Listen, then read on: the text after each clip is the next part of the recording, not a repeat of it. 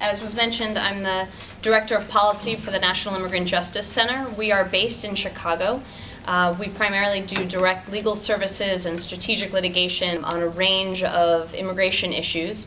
We handle a lot of LGBT cases. We have close to 100 open cases at any time that we do direct representation with. We do a lot of LGBT asylum applications, and we also do a lot of work with LGBT detainees. Of course, there's a lot of overlap among those two populations, but we go into detention facilities in Illinois and do know your rights presentations that are specific to the LGBT population, including specific country conditions packets that we prepare. So we really do a lot tailored to this population, and I'm delighted that we have one of our clients here today who will be talking about his experience.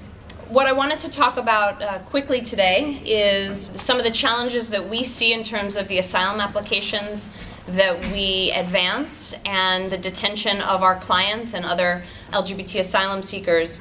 Really, the biggest challenge that we want to highlight today in the asylum process is the one-year filing deadline. Some of you may be familiar with this. There is a requirement that individuals file for asylum when they're filing affirmatively on their own. There's a requirement that they file their application within 1 year of arrival in the United States. And there are limited exceptions. We don't need to get into that today, but they are quite limited, and it presents sort of a unique challenge for LGBT asylum seekers in that it's often very difficult for LGBT asylum seekers from other countries to self-identify and to feel comfortable coming forward to the U.S. government, especially if they've been persecuted in their home country. It's not exactly instinctual to identify oneself and reach out for help from the government.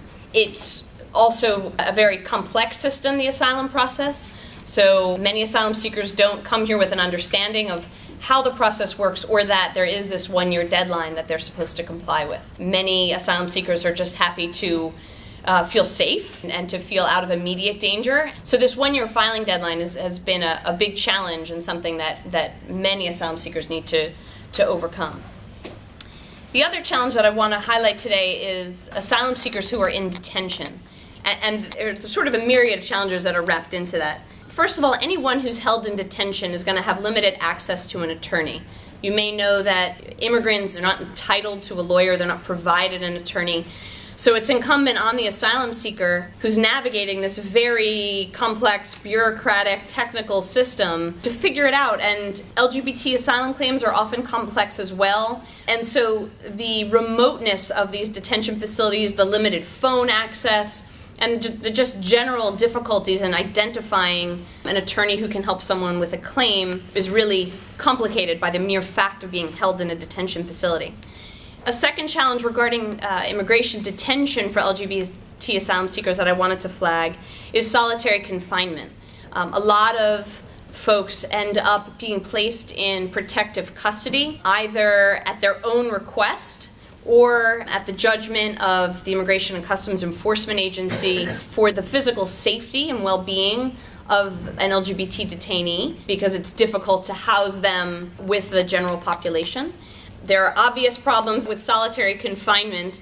The protections that are incumbent with protective custody can be helpful in an immediate sort of sense, but it's not certainly a long-term solution, and solitary confinement is just problematic on certainly a lot of levels. Third, we have seen a great deal of problems with sexual abuse of immigrant detainees, specifically LGBT detainees in immigration detention.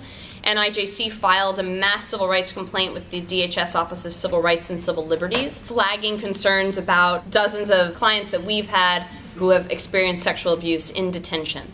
Most recently, the Government Accountability Office, the GAO, released a report on sexual abuse of immigrants in detention and noted the great lack of oversight. That there's a lot of cases that are not being reported up from the field to headquarters, so it's not even that there's a clear sense of how big the problem is. There just isn't adequate investigation into allegations. Of the 5 that were substantiated of those claims, 2 were transgender. So you get a sense of how they're represented in the claims that are taken to its conclusion.